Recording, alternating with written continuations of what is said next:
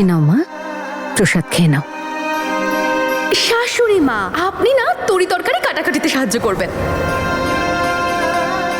মা, আমরা খুব ভয় পেয়েছিলাম। উপরওয়ালাকে ধন্যবাদ, তুমি সুস্থ হয়ে বাড়ি ফিরেছো। প্রিয় ঠাম্মি, আজ থেকে আপনি এই বাড়ির সব জামা কাপড় কাচবেন, ওকে? উপরওয়ালার সাথে সাথে বৌদিরও কৃতিত্ব আছে, আর এই যেটা হলো সেটা তো পুরোটাই ওর জন্য। ভালোই হয়েছিল তোমরা ওর সাথে যাওনি।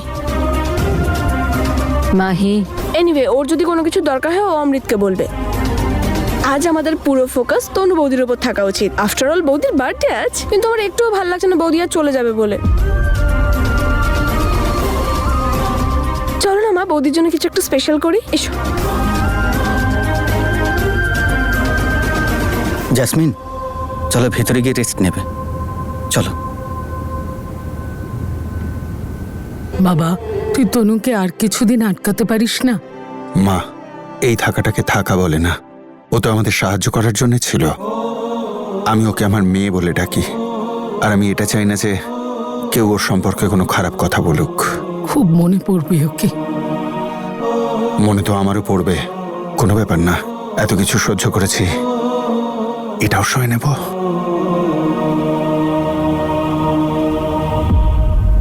জেসমিন, তোমার ওষুধগুলো রয়ে গেছে, আমি নিয়ে আসছি।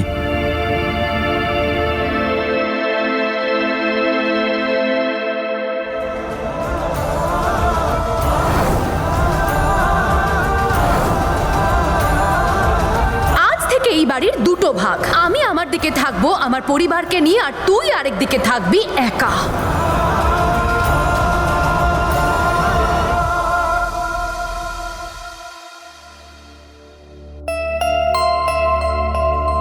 আসুন স্যার, বলুন স্যার, কি দেখাবো, গোল্ড নাকি ডায়মন্ড? যে নিজেই একটা হিরে, তাকে আমি কি বা দিই, কিন্তু কিছু তো একটা নিতে হবে।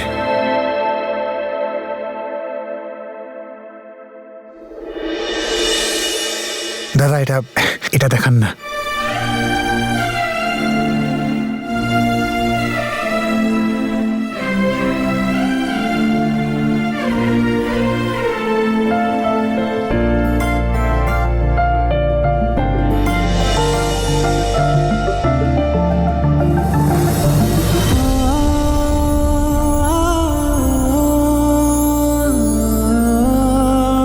সুন্দর না?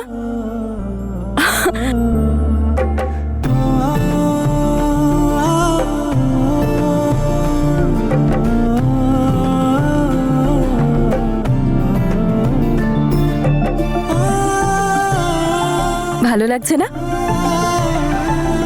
ভালো করে বলো বীর, কেমন লাগছে?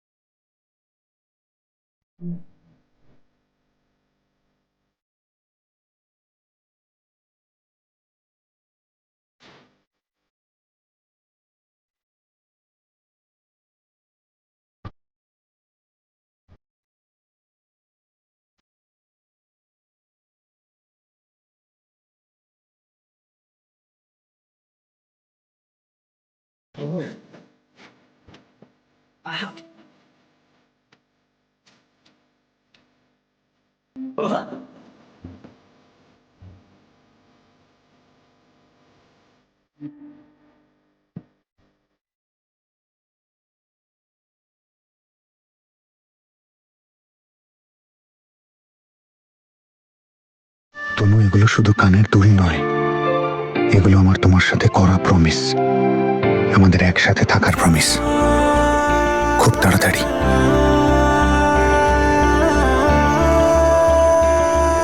তনু, তনু,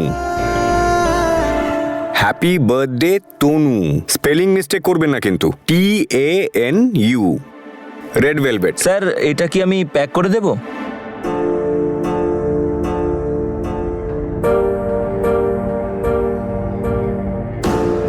থ্যাংক ইউ। আরে ভাই, প্যাক হলো? বাহ, হেভি লাগবে। তনুর জন্মদিন নিয়ে ও এতটা এক্সাইটেড কেন?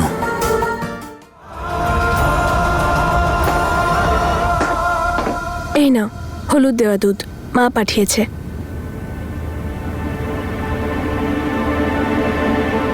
আমাদের এই ব্যবহার তুমি ভালোবাসা ভেবে ভুল করো না, কারণ কেউ তোমায় বিশ্বাস করে না। আমি তো একদমই নয়। আজ তোমার আমাদেরকে প্রয়োজন, তাই এত ভালো ব্যবহার করছো। সবাই ভাবছে তুমি বদলে গেছো, কিন্তু আমি জানি তোমার মতো মানুষ কখনো বদলায় না।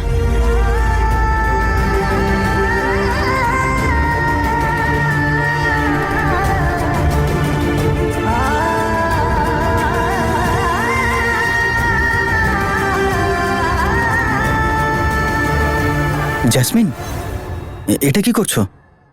আমি করে দিচ্ছি, দাঁড়াও।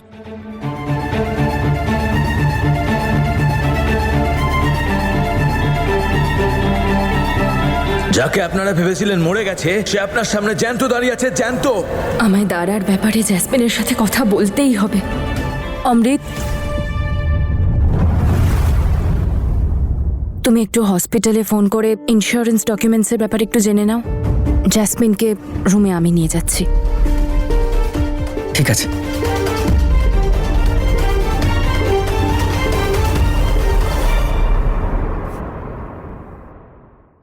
চল জ্যাসমিন, আমার তোর সাথে কিছু জরুরি কথা আছে।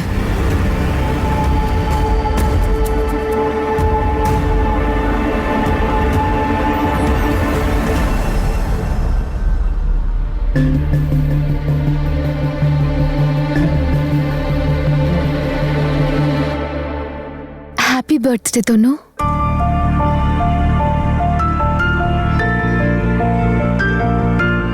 ও নকল অ্যাক্সিডেন্ট ঘটিয়ে একটা ছেলেকে ফাঁসালো, তারপর ওকে বিয়ে করে নিল। যার অ্যাক্সিডেন্ট হয়েছে ভেবেছেন না, সে আপনাদের সামনে জ্যান্ত দাঁড়িয়ে আছে, জ্যান্ত। Thank you. বার্থডে গিফট দিবি না তুই আমাকে? আমি তোকে কি গিফট দিতে পারি তনু? তুই তো আমাকে আমার জীবনটাই গিফট করে দিয়েছিস। তোকে যতই ধন্যবাদ বলি কম হবে। আরও একবার প্রুফ করে দিলি তুই যে তুই আমার বড় দিদি, আর সব সময় আমার থেকে এক পা এগিয়ে থাকবি। আবার আমাকে হারিয়ে দিলি তো তুই। আমি তো সবসময় তোকে আমার সাথে নিয়ে চলতে চেয়েছিলাম জ্যাসমিন, আজও চাই। এখন তোর ইচ্ছা যে তুই আমার সাথে চলতে চাস কি না। তনু, আমি বুঝলাম না কিছু। দেখ জ্যাসমিন, তুই আজ পর্যন্ত সবাইকে মিথ্যে বলেছিস। আজ একটা সত্যি বল, এমন সত্যি যেটা শুধু আমার জন্য না, বাকি সবার জন্য সবচেয়ে বড় গিফট হবে।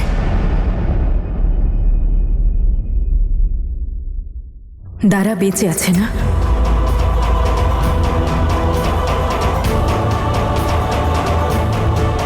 তাড়াতাড়ি আমার টাকাটা বার করো, না হলে তোমার আসল রূপ তোমার বাড়ির লোকেদের দেখিয়ে দেবো। তারপরে কি হবে সেটা তুমি নিজেই ভেবে নিও।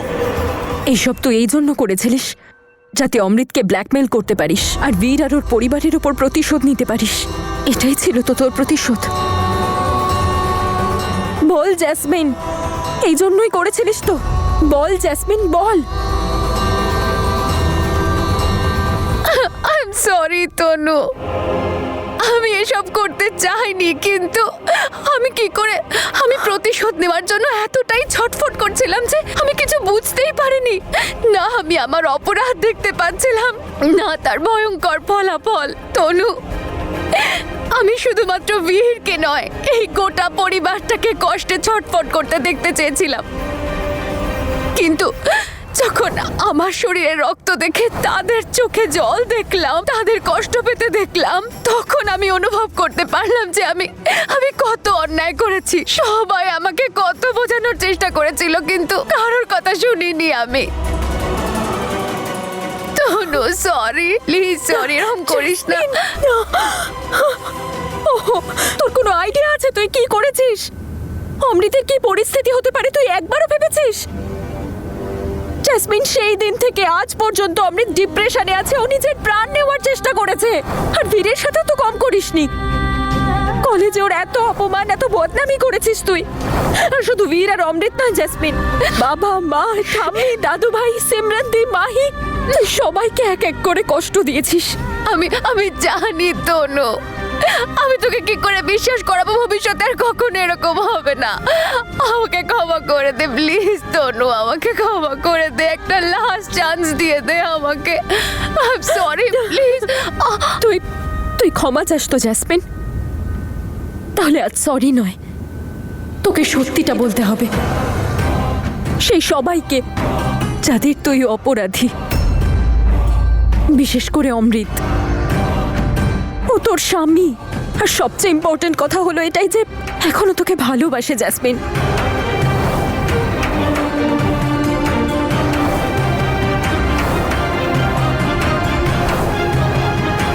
ও আমার ওয়াইফ। আর ভালোবাসার সম্পর্ক শুধু সত্যের উপর হয়। তাই তুই যদি সত্যি অনুতপ্ত হোস, তাহলে অমৃত আর ওর গোটা পরিবারকে তুই সত্যিটা বলবি। আমি তোর মতন এত স্ট্রং নই, প্লিজ তনু, আমার কথাটা বোঝার চেষ্টা কর। ওরা সবাই তো আমাকে ঘৃণা করে, আর যদি এই কথাটা জানতে পারে তাহলে তোরা কোনোদিন আমার মুখটাও দেখবে না রে। তনু, এটা বলিস না। আমি ভবিষ্যতে এরকম কখনো আর করব না। আমি ভালো করে থাকতে চাই এই পরিবারের সাথে, সবাইকে নিয়ে। ওপরবেলা আমাকে অনেক শাস্তি দিয়েছে, আমি তোকে রিকোয়েস্ট করছি, আমার সেই শাস্তি তুই আর বাড়িয়ে দিস না তনু, প্লিজ প্লিজ তনু, আমাকে ক্ষমা করে দে। আমি সবার চোখে আমার প্রতি যে ভালোবাসা দেখেছি, আমি সেই ভালোবাসাটা আরো বাড়াতে চাই। অমৃতকে ভালোবাসার বদলে ভালোবাসা দিতে চাই, সবাইকে দেখাতে চাই যে আমি সেই আগের মতন জেসমিন আর নেই, অনেক বদলে গেছি। আমি এরকম কিচ্ছু করব না যাতে অমৃত বা এই পরিবারের কারোর আমার প্রতি কোনো অভিযোগ থাকে। I promise. তনু প্লিজ আমাকে একটা সুযোগ দে, কারণ এইবার আমি শুধু একটা নতুন জীবনই নয়, একটা সুযোগও পেয়েছি। তনু প্লিজ আমাকে ওদের সত্যি কথাটা বলতে বলিস না। তুই যেমনটা বলবি আমি তেমনটাই করব তনু। তুই বল না কি করতে হবে। আমি যেমন বলবো তুই একদম সেইটাই করবি। আরেকবার ভেবে নে জেসমিন, কারণ এটা তোর শেষ সুযোগ হবে।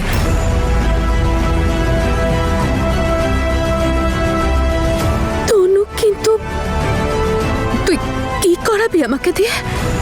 ভয় পাচ্ছিস না, তাহলে? আচ্ছা ঠিক আছে, তুই আমাকে যা বলবি আমি তাই করব, কিন্তু তার বদলে তোকেও আমার একটা কথা শুনতেই হবে।